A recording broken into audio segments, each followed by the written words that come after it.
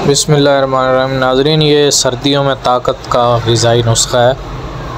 ये आप देख लें, लिखा हुआ भी शेयर कर देंगे।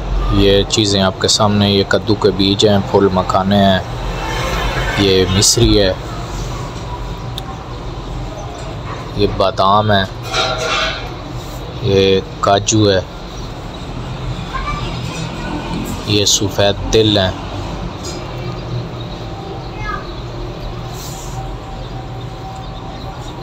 ये इलसी है, ये मगज़ अखरोट हैं।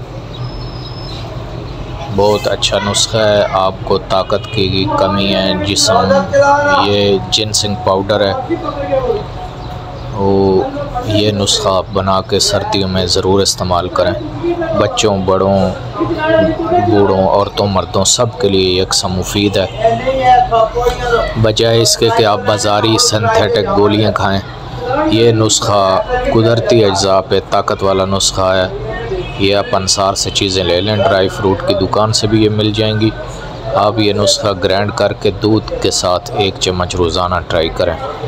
जिन लोगों के पट्ठे दर्द करते हैं, कुड़ाल पड़ते हैं, बच्चों के बदन में कमज़ोरी है, जिस्म में कमज़ोरी है, उन सब के लिए ये मुफीद है।